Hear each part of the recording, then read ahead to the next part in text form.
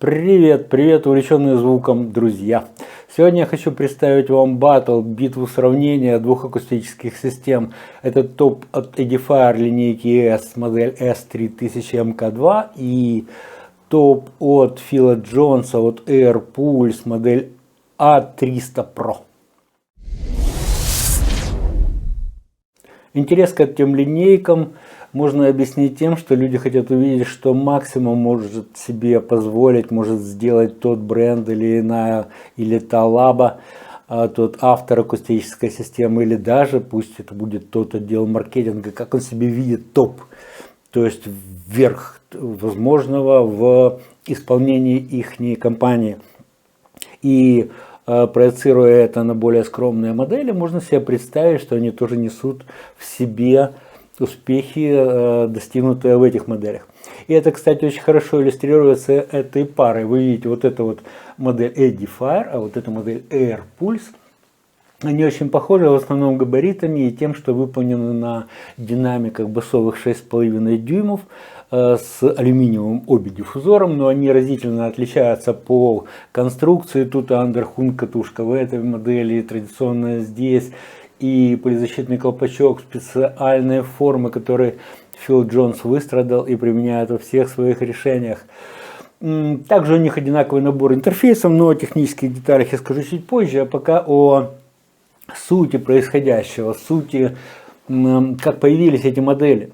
Если модель Edifier, совершенно очевидно, можно проследить, она шла снизу, то есть к ней маркетологи, инженеры Edifier шли снизу, то есть появлялась модель в линейке S, это S1000, потом она развивалась как-то, потом S2000, потом 3000, и вот 3000 МК2, то есть Mark II, то есть последняя ревизия на сегодняшний день.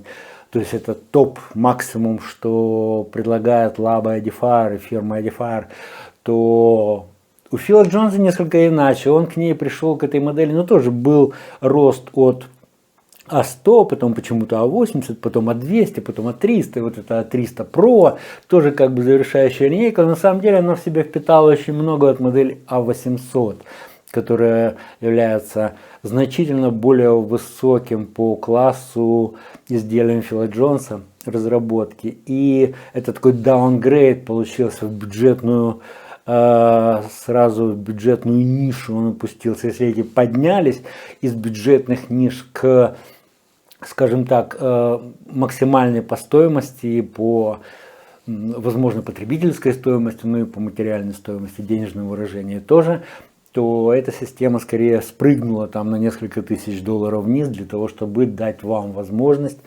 насладиться тем, что Фил обкатал на более дорогой модели. И этим они интересны, конечно. И, конечно, разные видения. Хотя очень много одинаково. Видите, порты фазоинвертора сзади, да, обе фазоинверторы, оба имеют выход портового фазоинвертора назад, оба имеют зачем-то балансные входы. Я большой скептик в этом отношении, но это как бы мои радости, я не настаиваю. Есть и есть, хорошо. То есть, да, только вот, ну, по низкочастотным динамикам я сказал, вот высокочастотные динамики разительно отличаются.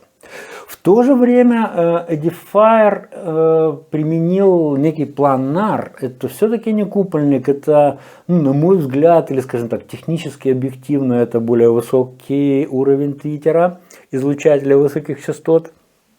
Он и стоит реально дороже, и параметры обеспечивают более звонкие, так сказать. И звучание у него, ну, лучше, видимо.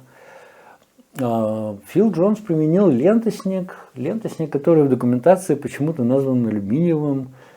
Там как лицо близкое к, значит, к этой теме, могу сказать, что алюминиевого там только радиаторы, только отводы, допустим, а все остальное там не алюминиевое. В частности, лента там лавсан с иридиевым напылением. Почему тут алюминия, не знаю. Но, возможно, это отдел маркетинга постарался, хотел что-то сказать. Если, допустим, диффузоры алюминиевые, то и пускай будет и твиттер алюминиевый. Ну, хорошо. То есть, в конце концов, вам, как потребителю, это все равно. Я просто хочу сказать, что это реальный топ среди твиттеров на сегодняшний день, ну, из бюджетных, назовем это так, потому что конкуренты есть только РАО, допустим, югославский, он стоит раза в 3, в 4, в 5 дороже, поэтому, ну вот, ну, короче говоря, это очень хорошие твиттеры.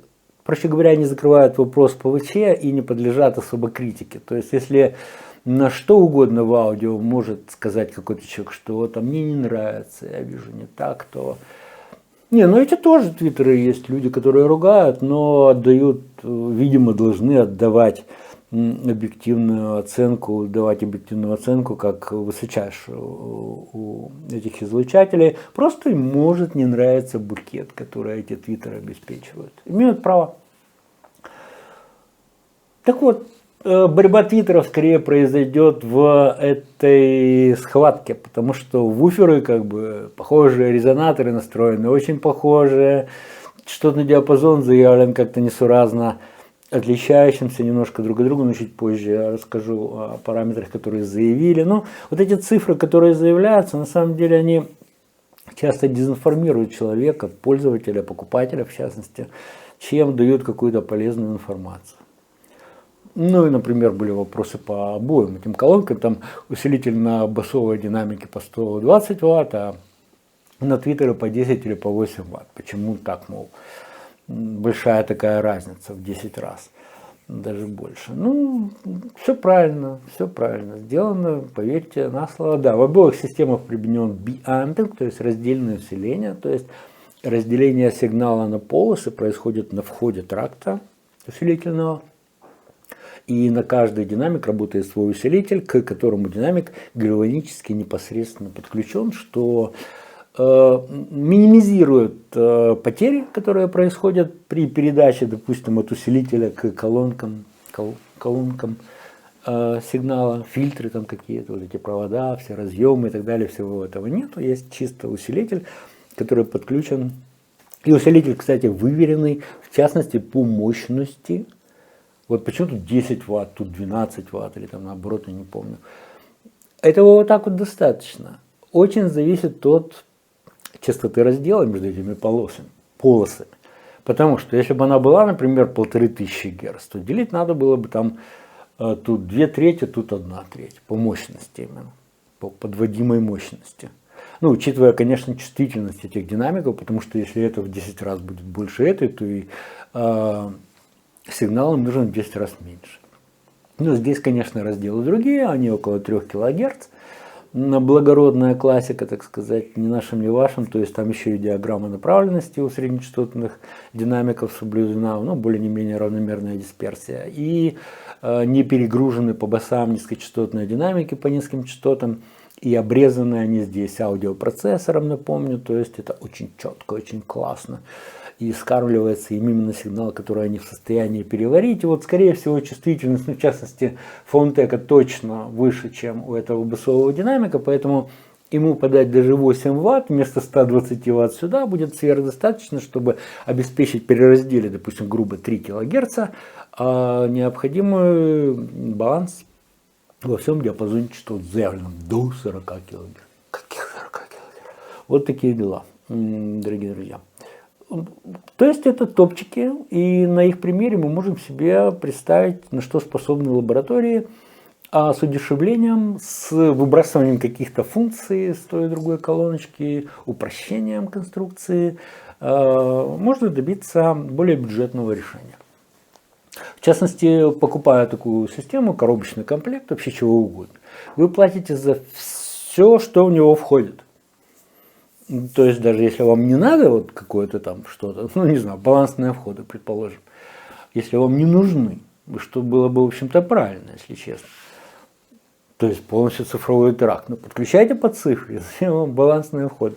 Ну это у меня звуковая карта есть а-ля студийная, у нее есть балансные входы, допустим, выходы, входы, выходы, неважно, но я подключаю к этому усилителю не по балансу, потому что это не имеет смысла в домашних условиях. Ну, неважно, это что-то завелся. Так вот, если вам эти балансные входы не нужны, вы за них все равно уже заплатили. И они занимают конструктивный объем какой-то там, какой-то ресурс на это пошло, какую-то герметизацию там надо было обеспечить внутри, еще что-то, за сами разъемчики, за саму схему, за переключение в этот балансный режим. Ну, короче говоря, кучу всяких опций вы оплачиваете, независимо от того, нужна она вам или нет. И поэтому таких комплектов выпускается много разных, с и без каких-то опций. Единственное, что объединяют обе эти системы, это отсутствие входов Wi-Fi, интерфейса Wi-Fi. Я не знаю почему, скорее всего, это связано с какими-то лицензионными соображениями.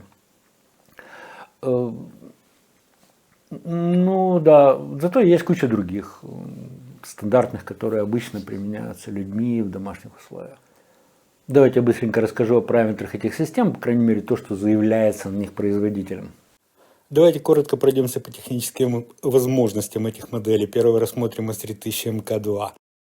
Здесь представлены основные опции, которыми можно гордиться этой модели. Это и цифровой интерфейс высокого разрешения, и аналоговый интерфейс высокого разрешения, и Bluetooth от Qualcomm aptX HD. То есть последние на тот момент, на момент разработки этой системы, возможности имеет эта система.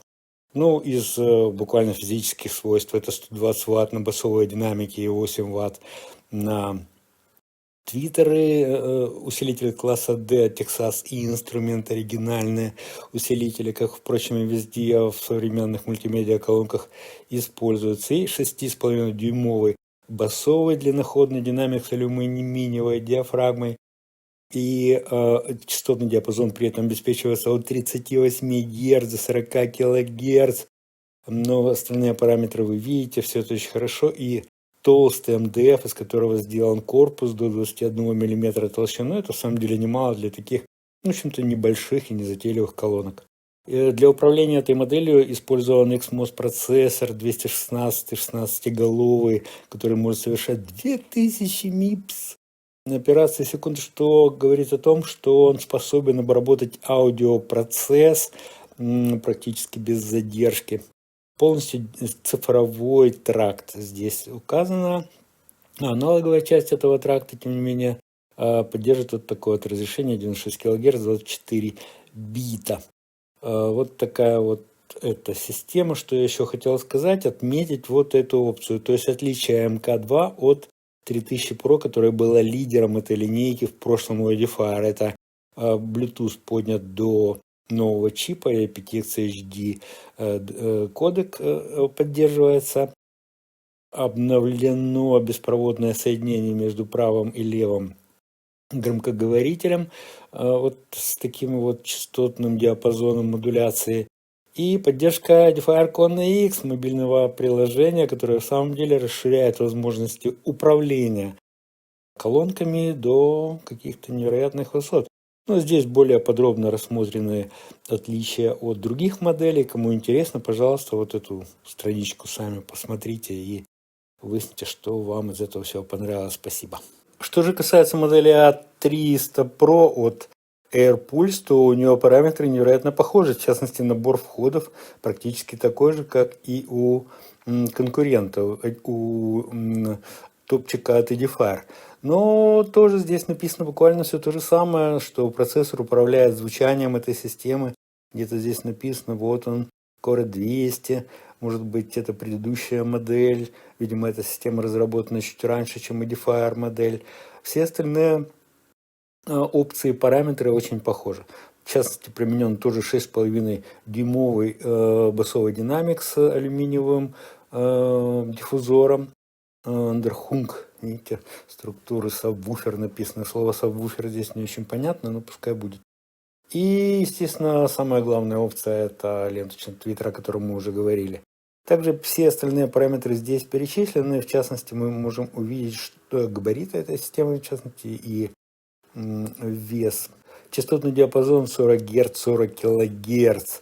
Нельзя сказать, что эта разница как-то может повлиять с конкурентом. Там 38 Гц и тоже 40 кГц. Если здесь они хоть как-то понятны, то там, честно говоря, это вызывает вопросы, в частности, с какой неравномерностью сняты эти частотные характеристики. Да, Horn Loaded Ribbon Tweeter здесь использован, совершенно верно. Ну и набор опций тот же Bluetooth HD декодером aptX HD. И, в общем, все практически то же самое. High-res. Что же отличает в таком случае эти две модели? Цифры, цифры, цифры. На самом деле надо слушать, конечно, и принимать решения. Сейчас мы перейдем к прослушиванию этих моделей в сравнении с оригинальным файлом, тот, который я просто подложил в это видео, и изучанием этих систем. Вот здесь вот у меня в помещении на микрофоны. Пишу я на 2 микрофона Behringer ESM8000, кто-то интересовался. Ну и, конечно, помещение добавляет, но голос, по идее, узнать можно очень даже неплохо.